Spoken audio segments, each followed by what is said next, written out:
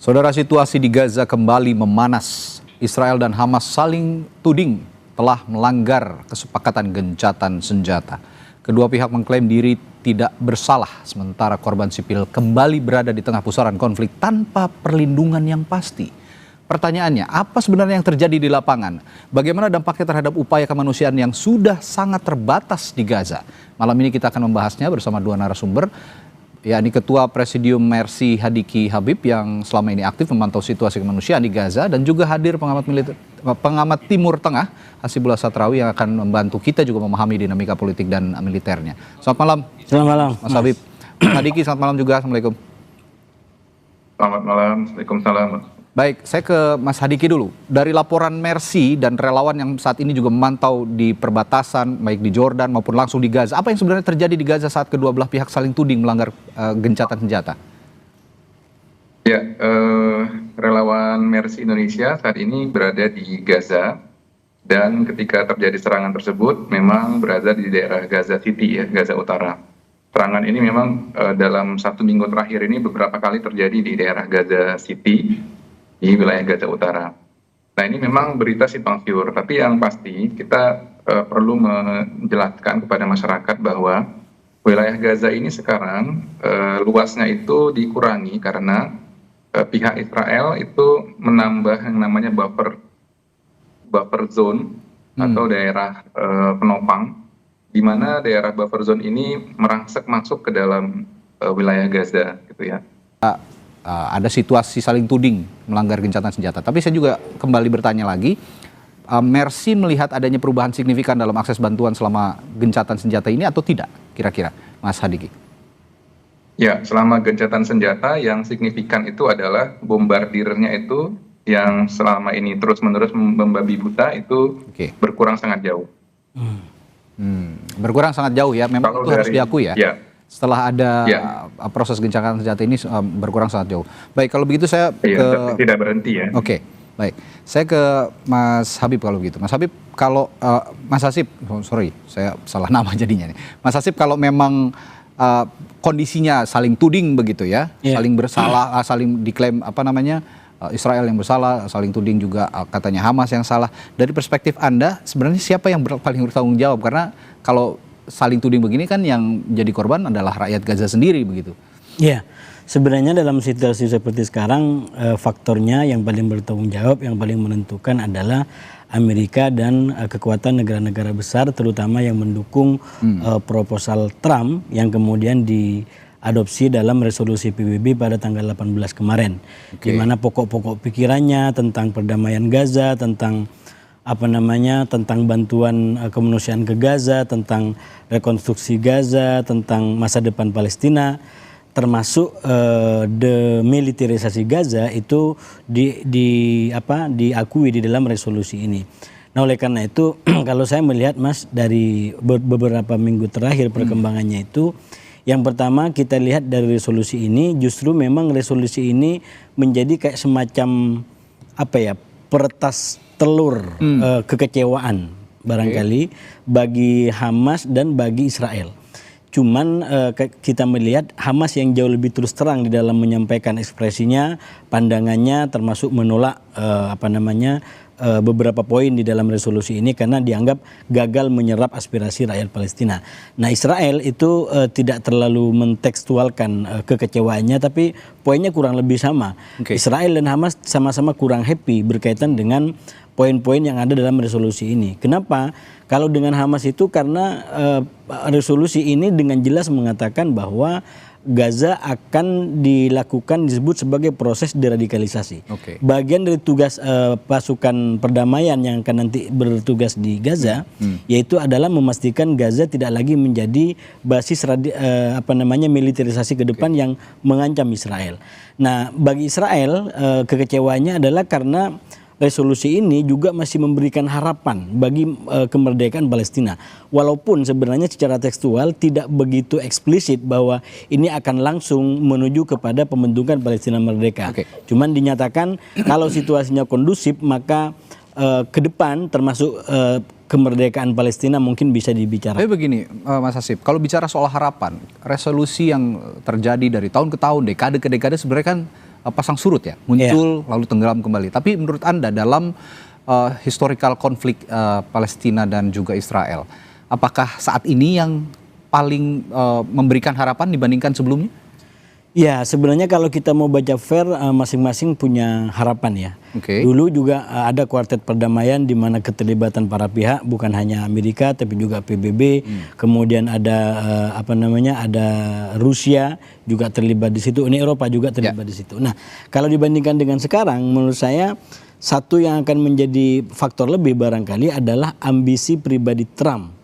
Yang sangat ingin mendapatkan Nobel perdamaian dari apa yang telah dia buat, dan itu kemudian nyambung dengan premis ataupun kebijakan-kebijakan pengantar yang telah dibuat, misalkan tentang Abraham Accord, perjanjian Abraham, yang itu sekali lagi akan bisa mengubah wajah Timur Tengah. Nah, kalau dibaca dalam konteks semua itu, maka situasi sekarang cukup memberikan harapan untuk katakanlah Timur Tengah lebih besar, lebih makro, yaitu yang lebih damai tadi. Tapi memang syaratnya adalah menyelesaikan persoalan konflik sekarang secara lebih mikro, terutama di antara Israel dengan Hamas, yang saya bilang tadi masing-masing nggak happy sebenarnya gitu, karena Hamas itu kalaupun dia mau menyerahkan senjata, itu bukan diserahkan kepada pasukan perdamaian. Dia ingin menyerahkan senjatanya kepada otoritas Palestina yang nanti telah terbentuk. Artinya apa? Tetap Hamas berpegangan pada logika bahwa senjata itu sebagai lawan daripada penjajahan. Kalau senjata ini mau diserahkan, maka penjajahan harus habis terlebih dahulu, dan itu artinya adalah kemerdekaan Palestina. Nah, sementara bagi Israel yang kebetulan sekarang dikuasai oleh orang-orang kanan, itu mimpinya Palestina tidak akan pernah ada. Jadi setiap berkas apapun yang bisa memuat tentang Palestina merdeka, itu mereka akan upayakan sekeras tenaga untuk ditolak. Dan itulah yang kita lihat kenapa dikatakan tadi dalam beberapa hari terakhir memuncak ini eskalasi kembali, karena sekali lagi resolusi PBB 2803 itu kurang membahagiakan kedua belah pihak, dan pada kadar tertentu kedua belah pihak melakukan upaya untuk menunjukkan eskalasi. Bicara soal upaya ambisius Donald Trump tadi Anda sebut sebagai upaya ambisius ya, ingin meraih Nobel tadi. Ada beberapa analis juga yang mengatakan bahwa sebenarnya sifat asli Donald Trump ini kan presiden sekaligus pedagang. Dengan politik yang dimainkan di jalur Gaza saat ini, termasuk politik militernya. Apakah itu juga, nanti saya akan tanyakan kepada Anda, apakah itu juga berpengaruh untuk memberikan perdamaian yang lebih baik dibandingkan kondisi-kondisi sebelumnya? Nanti akan saya tanyakan itu, termasuk juga nanti ke Mas Hadiki setelah jeda. Bagaimana juga dampaknya terhadap distribusi obat jika memang situasinya sekarang, makanan, obat, layanan medis di lapangan, karena sebelumnya juga ketika konflik memanas, akses untuk memberikan bantuan ke sana akan terhambat. Saya akan tanyakan hal itu saat lagi di Sapa Indonesia Malam. Tetaplah bersama kami. Sebelum kita lanjutkan perbincangan, kami sampaikan dulu berita dari Panglima TNI Jenderal Agus Subianto yang menyatakan Presiden Prabowo Subianto telah memberikan instruksi agar menyiapkan pasukan perdamaian untuk misi di bawah mandat PBB. Pasukan ini akan dipersiapkan untuk operasi kemanusiaan di wilayah konflik seperti di Gaza dan Palestina. Panglima TNI menjelaskan persiapan pasukan perdamaian saat ini telah memasuki tahap seleksi. Nantinya pasukan akan dipimpin Jenderal Bintang 3. Pasukan perdamaian yang dipersiapkan berjumlah 3 brigade yang terdiri batalion kesehatan, batalion konstruksi, bantuan mekanis, serta unsur udara termasuk helikopter dan pesawat C-130. Angkatan Laut juga menyiapkan 2 kapal rumah sakit untuk mendukung misi perdamaian dan kemanusiaan.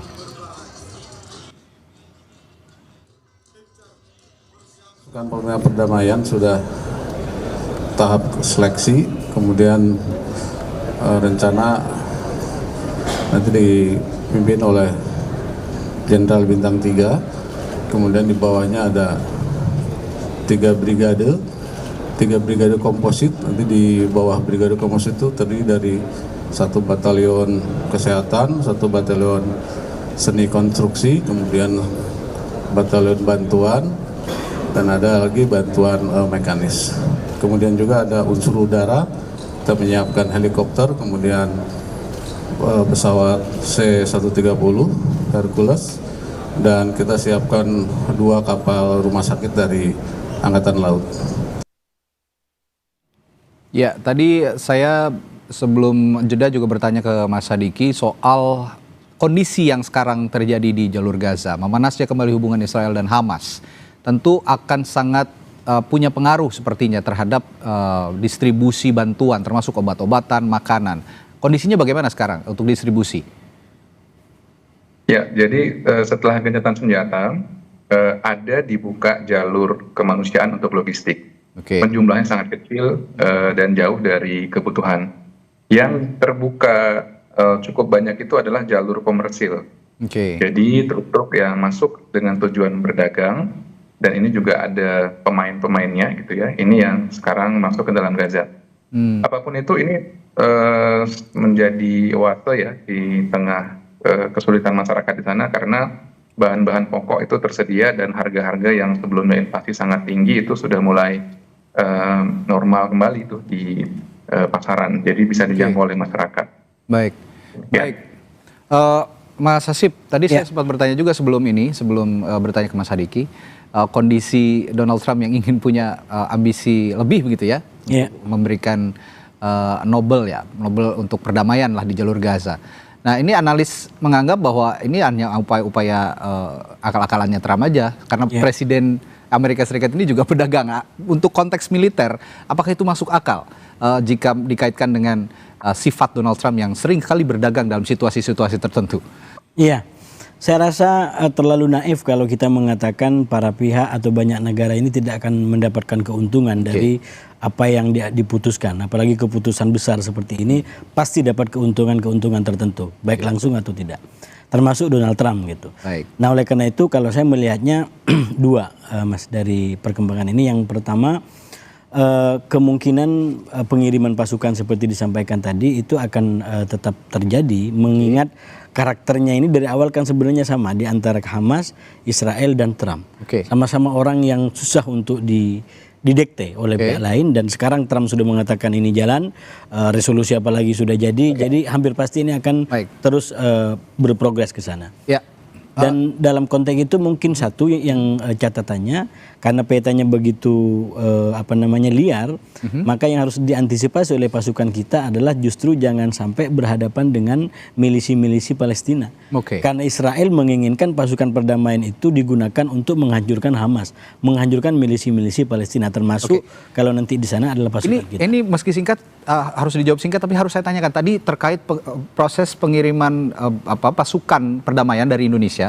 Apakah akan juga terganggu dengan adanya situasi seperti ini yang memanas kembali jalur Gaza, kira-kira menurut Bung Hasib? Saya melihat dengan perkembangan yang ada tidak ada yang gangguan untuk bisa menunda itu. Apalagi resolusinya sudah terjadi dan komitmen para pihak juga makin kuat. Walaupun sekali lagi Hamas dengan Israel mungkin melakukan manuver agar ini tidak lancar gitu. Karena seperti saya bilang tadi, Israel ingin membajak pasukan ini untuk menghancurkan Hamas, sementara Hamas juga tidak ingin menyerahkan senjatanya kepada pasukan lain. Dia ingin menyerahkan senjatanya kepada otoritas Palestina. Baik, terima kasih analis Timur Tengah Bung Hasibullah dan juga Mas Hadiki dari Mercy sudah memberikan informasinya juga terkini dari lapangan dari relawan-relawan Mercy. Terima kasih, selamat malam, sampai jumpa lagi, sehat selalu Bapak.